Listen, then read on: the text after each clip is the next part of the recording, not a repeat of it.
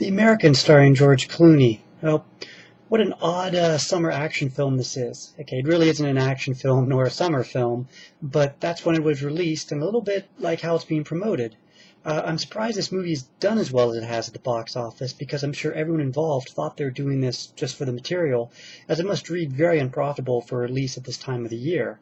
It's a movie about a hitman, and if I described it like this, a hitman on the run who's a little burned out because he knows he's close to the end of his career, takes what should be an easy job in a quiet, scenic location, but finds an emotional connection he didn't think he could, etc., etc. You can imagine exactly the type of Hollywood film this would have been.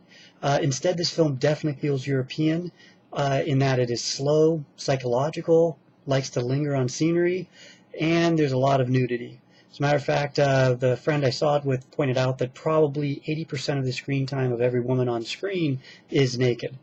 And it sort of it fits for the plot and seems a little excessive in other ways. Now, I did say it was slow, but not enough that you would lose interest while you watch it. At least I didn't. Now, a Hollywood film would predictably start out with the lead performing or finishing a big hit. Instead, we get the star, Clooney, committing an act that's actually a bit worse than performing an assassination.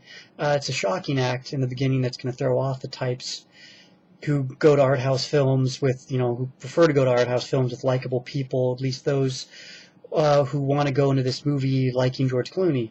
Clooney's made it look like a bad guy in the beginning rather than a hero, and then he's played sort of as an introverted bore for the rest of it. There is a romance in the film, but it feels doomed or at least uncomfortable from the start. Now, every time I talk about this movie, it sounds like I'm telling you not to see it, but overall, I actually think you should. It's just, you got to have the right expectations going in.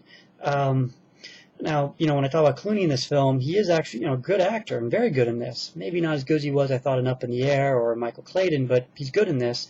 But he's very quiet, very introverted. You see the sparseness in his life and business really felt when he meets the woman who's going to be his client for most of the film. I believe his first words to her were something like, "What's the range?" And then a series of questions about specifications that actually made me think he was going to be performing an assassination for the woman, but instead he only designs or makes the weapon. His boss even said earlier in the film you won't even have to pull the trigger, but I was still surprised expecting a film about a hitman to be about the star assassinating someone.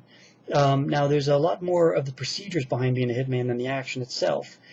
Not quite as much, let's say, the wonderful Day of the Jackal from, oh God, it must be 35, 40 years ago. But this isn't about the hit itself. This is about the preparation. And we see a lot of it about that. And then there's also a story of George Clooney, what he's doing, why he's hiding there, and so forth. But again, there's much more about the preparation for a single hit. A lesser film would have had him performing, at least a half a dozen hits over the course of the movie and stuff, and you don't quite know how he's going to do it and watching something clever. It's not like that at all. Now, there is some action in the film, but it's much more realistic than anything Hollywoodish. It's very precise and gritty and realistic. Now, a lesser film also would have had him talking a lot about why he's hiding, how he learned his trade, what turned him into this type of a person. We don't get any of that here. And I'm not sure if we needed it. As a matter of fact, I'm sure we didn't for the type of movie it was. This movie and the character only lives in the present, and I think another character even talks about that sort of aspect, saying that all Americans tend to only live in the present, denying their history. Overall, I do think this is a good movie, but only if you check your expectations at the door.